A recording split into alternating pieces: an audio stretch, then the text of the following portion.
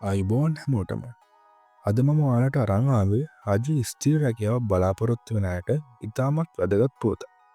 රාජ්‍ය පරිපාලන, ස්වදේශ කටයුතු, පළාත් සභා හා පළාත් පාලන අමාත්‍යාංශය යටතේ ක්‍රියාත්මක වන පළාත් පාලන ණය සහ සංවර්ධන අරමුදලේ කළමනාකරණ සහකාර තනතුරු සඳහා දැන් අයදුම්පත් කඳවා තිබෙනවා. අද වීඩියෝ එකෙන් බලමු මේ තනතුරට අවශ්‍ය සුදුසුකම් මොනවාද, සැලරි කොහොමද, අයදුම් කරන්න කොහොමද කියලා.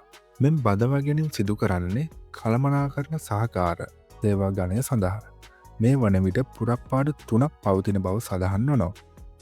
මේ ස්ථිර පත්වීමක් වන අතර වසර 3ක පරිවාස කාලයකට මෙහිදී යටත් වෙන්න සිද්ධ වෙනවා. දැන් අපි බලමු මේ සඳහා අවශ්‍ය අධ්‍යාපන සුදුසුකම් මොනවාද කියලා. අධ්‍යාපන සුදුසුකම් විදිහට අපිට දැක බලා ගන්න පුළුවන්.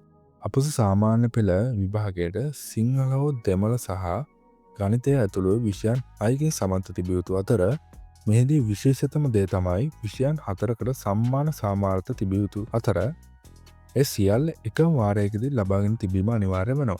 එසේම අපොස උසස් පෙළ විභාගයේදී සාමාන්‍ය පොදු පරීක්ෂණය ජෙනරල් කොමන් ටෙස්ට් එක හැර අනිකුත් විෂයන් 3ටම එකම වාරයකදී සමත් වෙලා තියෙන්න ඕන.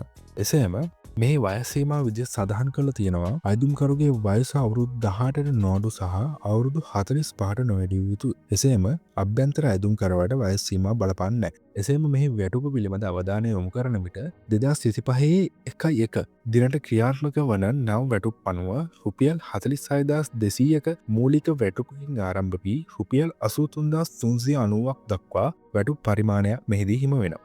එසේම රජය විසින් අනුමත කරනු ලබන දීමනාද මෙහිදී අන්තර්ගත වෙනවා.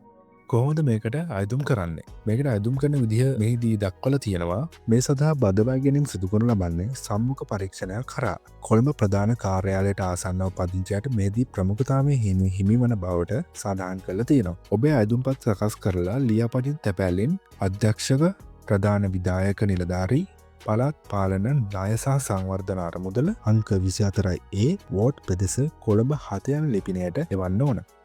එසේම අයදුම්පත් එවන අවසන් දිනය විදිහට සඳහන් කරලා තියෙනවා 2026 පෙබරවාරි මාසේ 10 වෙනිදා. එසේම ලියුම් කවරේ ඉහළ වම් කෙළවරේ කළමනාකරණ සහකාර තනතුරු කියලා සඳහන් කරන්නත් අමතක කරන්න එපා.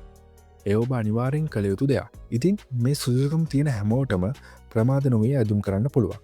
ඉතින් මේ වගේ අලුත් රැකියා තොරතුරු ඉක්මනින් දැනගන්න අපේ channel එක subscribe කරලා තියාගන්න. මේ වීඩියෝ එක ඔයාගේ යාළුවන්ටත් බලන්න share කරන්න. සුබ දවසක්.